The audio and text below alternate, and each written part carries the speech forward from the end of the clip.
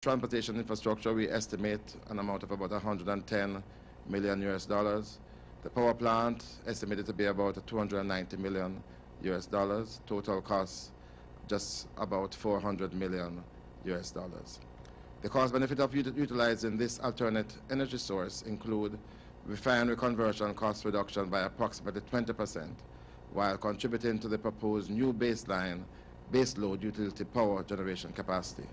The provision of more reliable utility generation equipment and up to 25% reduction in overall electricity rates. The estimated value of 2 million tons of raw bauxite is just between 55 to 60 million US dollars. And of course, there's a likely impact on the national economy. I just want to restate the importance of the bauxite sector to Jamaica. The bauxite alumina sector has been critical to the development of our nation over the years and remains an important part of the government's growth and employment agenda. Traditionally, the sector has contributed 5 to 6% of GDP and has been a leading source of foreign direct investment. From 1974 to 2012, the sector produced over 400 million tons of bauxite, from which a projected improvement in the international demand for alumina, as well as the government's policy decision to allow for the diversification of energy sources. There, we believe, is every reason for us to be optimistic about the future going forward. Our proactive intervention has begun. In June this year, the government of Jamaica concluded the sale of Jamaica Bauxite Mining's 7% interest in the Windalco joint venture with UC Rizal, thus wiping out a cumulative debt of US 23 million at the end of April 2014, while saving the country over 3 million US per year. The end of the 5-year dormancy of the special mining leases granted to UC Rizal is now within sight, and both parties will now proceed as partners for progress through this symbiotic relationship. Our engagement with UC Rizal, though challenging, was without acrimony. We have arrived at this positive development with a deeper recognition of the issues that impact investments in the industry. We have emerged with a more profound appreciation of the vagaries of the marketplace, and we have found common cause in our efforts to overcome challenges and to make great things happen. It is within this context that I must express heartfelt gratitude to the Russian ambassador to Jamaica, His Excellency Vladimir Polinov, who unfortunately is not here today, but he's ably represented by members of his team.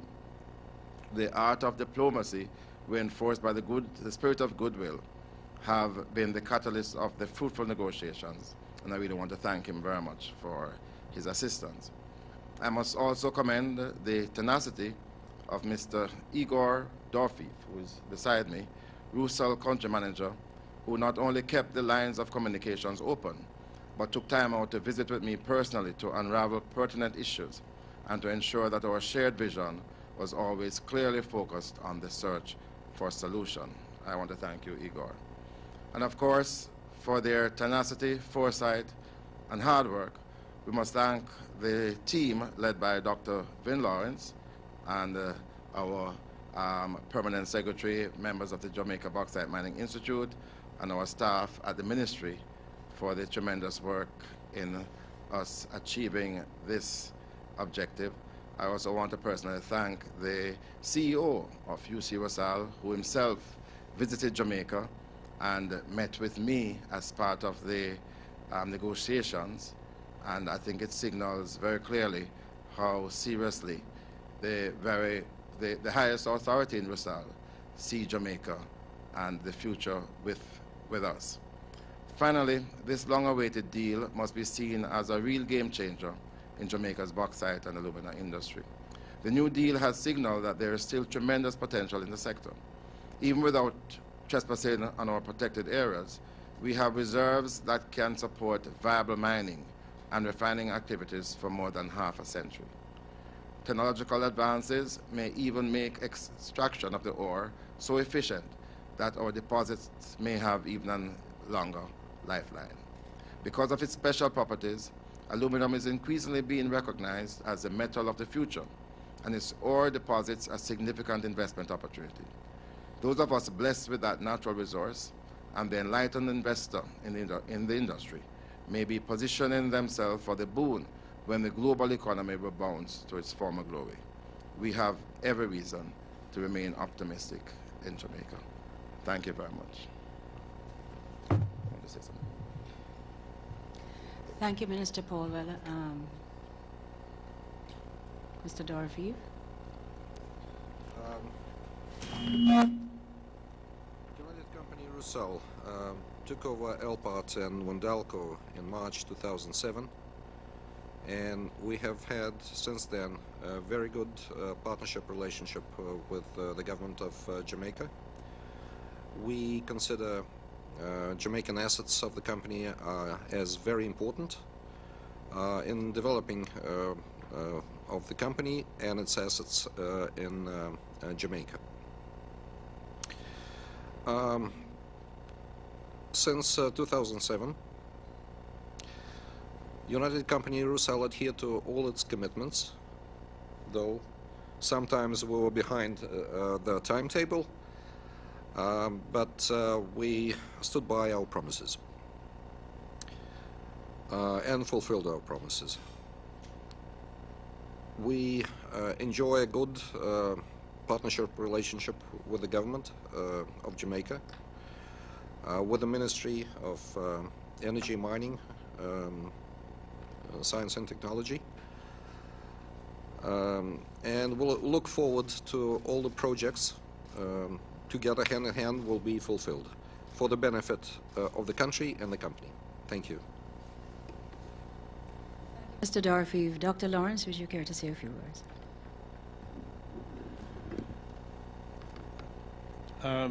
Mr. Minister, on behalf of the team that you appointed to handle these discussions and negotiations, I just want to tell you thanks for the support both you and your PS gave to the team.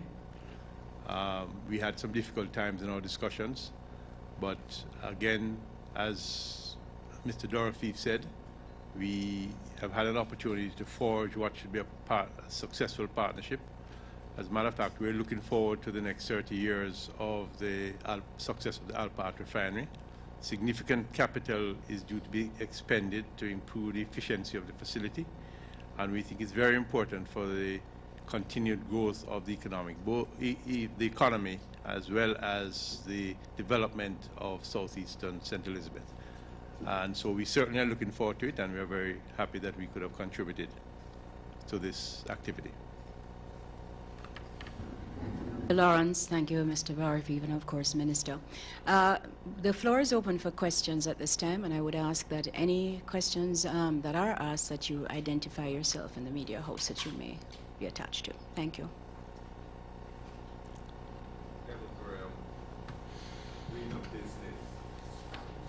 Minister,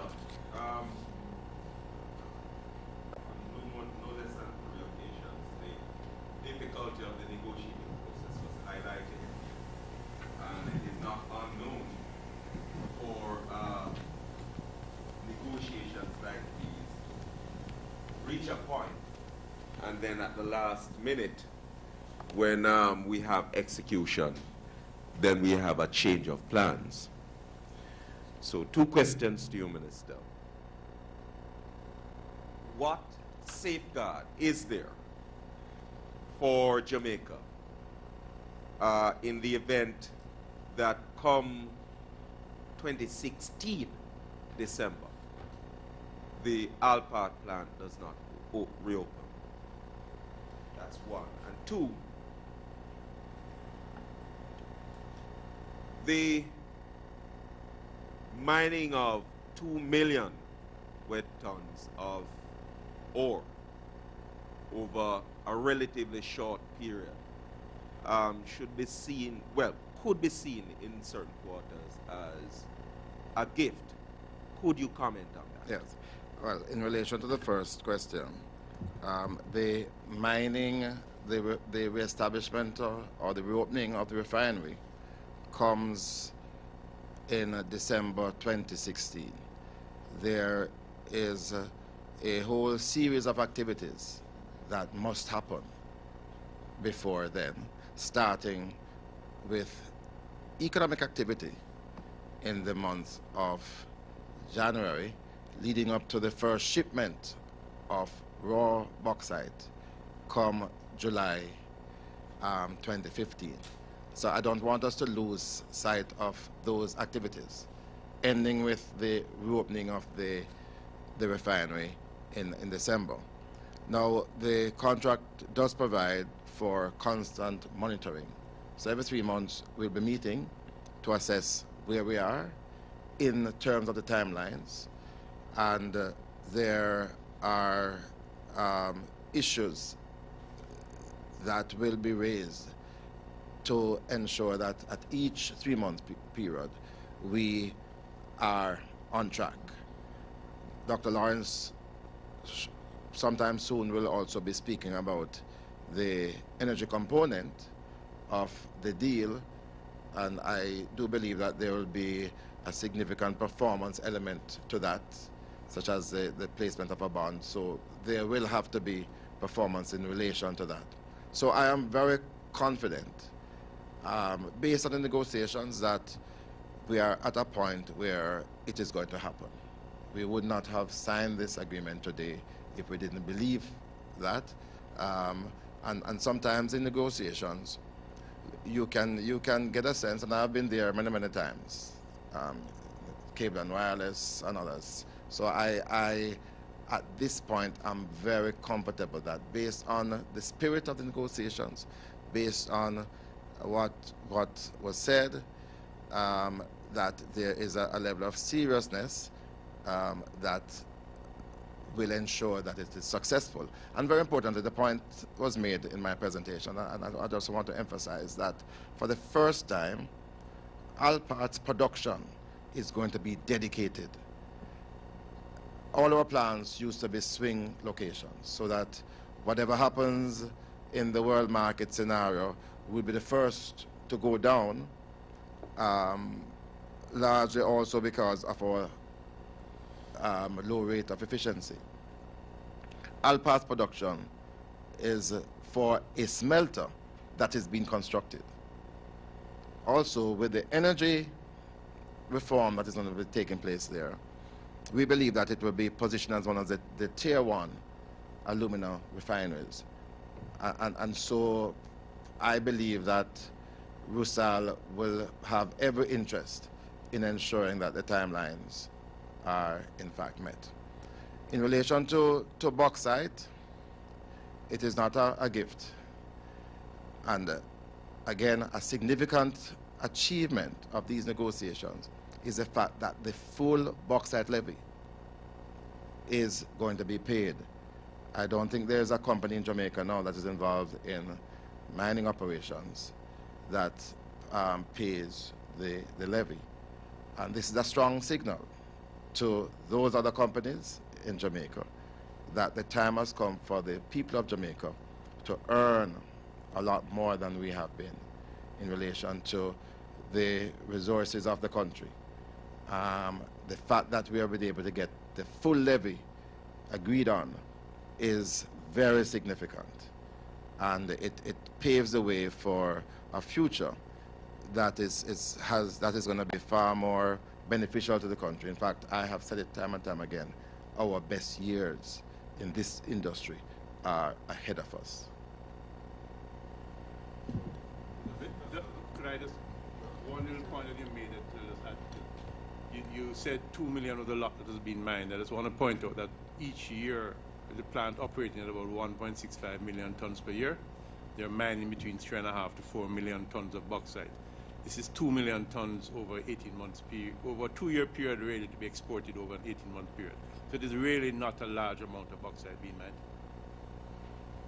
Well, the comment could be made, Mr. Lawrence, that Jamaica is not receiving the value added from the processing of that raw bauxite to aluminum. That is true, but as the minister indicated to you, we are receiving the full levy. Full levy. And that makes up for it. Full levy. And So, royalties. and royalties. And Right. royalties. Full levy and full royalties. And employment. Okay. So definitively, Minister, having this deal in place, that will be executed essentially over 2 years. You are assuring the nation that nothing will happen that will prevent the reopening of Alpine. We have a definitive agreement that both parties have executed.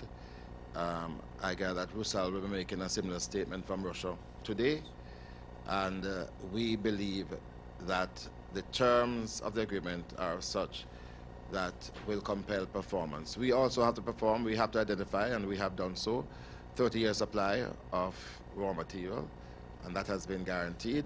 Rusal will have to perform in relation to, you wanted to ask another question? Yes. Oh, it was not because I said Rusal. I'm sorry, Minister. I thought that I was finished, but I crave your indulgence. The 30-year supply identified. We take your assurance that you've identified it and so on. Yes.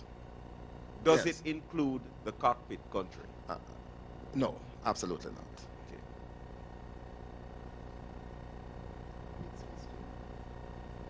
Are there any other questions? No? Yes. Oh. Good morning, Abka Fitzhenley, Nationwide News. Question to the Minister of Mining.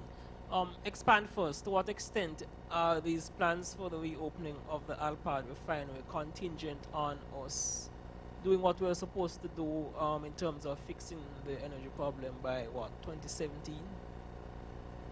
Yes. Well, and I'm sure Dr. Lawrence will give a more fulsome response. Just to say that notwithstanding the respite that we're experiencing now from the lowering of energy prices, the government of Jamaica is fully committed to ensuring that during this period especially, we take advantage and we emerge at the end of the period with a permanent energy solution. I am responsible for some aspects of it. We're going to continue with the renewable energy program. Next year, we intend to see the commencement of construction of 78 megawatts of renewable energy, 20 megawatts of solar and content Clarendon, and 58 megawatts of 2 wind projects, one in the MP Parchment's constituency by the private sector. I think that's 24 megawatts, and another by Wigton. Those are going to continue, and it is going to assist us with our energy transformation work. We also are committed to ensuring that our energy conservation and efficiency projects continue unabated, with even an expansion in our public education campaign for energy conservation. So all of those things are going to continue, and as our Minister of Mining, Jamaica is going to go through its own energy transformation. Dr. Lawrence can say a few words about that.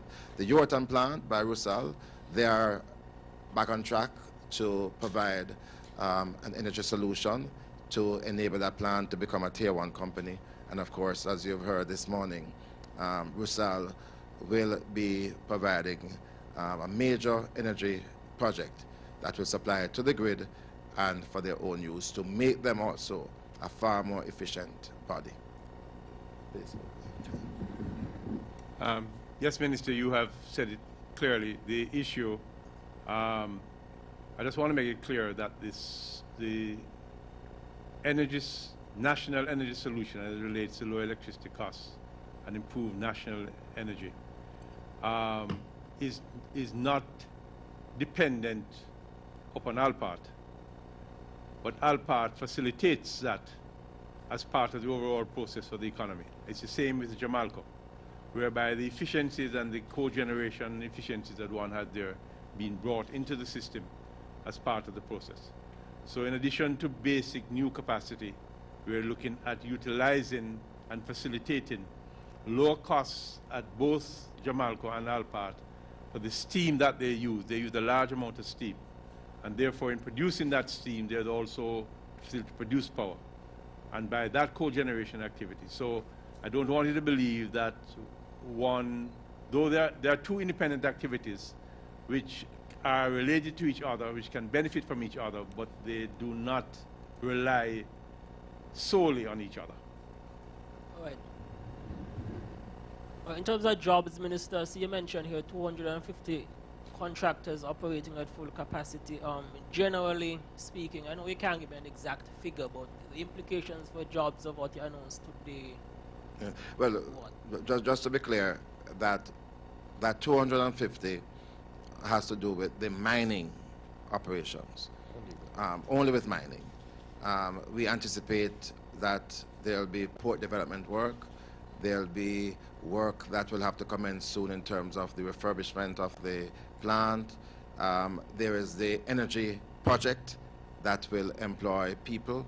And then we get to December 2016 when the full refinery operations will be back, and I would expect that should, if I use your ton, I would think that at least 800 jobs could be preserved under that operation alone. All right. In terms of Kirkvine, is there an update you can give us in that regard? Yes, we are continuing our negotiations with Kirkvine. We have extended that until the end of February, and those negotiations are going quite well. Okay. There was some talk in Parliament about Kirkvine being scrapped, etc. Have you been able to check that? Yes, we are satisfied that Kirkvine has not been scrapped. That we will have to look at the future use. Kirkvine does provide for us a tremendous resource for the country, and those negotiations, as soon as they are concluded, we will advise on the outcome. Thank you. Are there any other questions? I just wanted to ask the Minister something not related to mining. Yeah. In relation to the rate determination under the OUR, have you received any word from the regulatory body regarding whether the JPS will be granted a rate increase or what? I'm awaiting just like you. You have no indication when that may come? We hope as soon as possible. Well, depending. I'm sure they will give it to us as soon as they're ready. Thank you. But I think it's been outstanding for a while, so it should be forthcoming in time now. Any further questions from the floor? No? Well, there being no further questions, we thank you very much for attending this morning, and we wish you all the best for the season. Thank you so much. Bye-bye.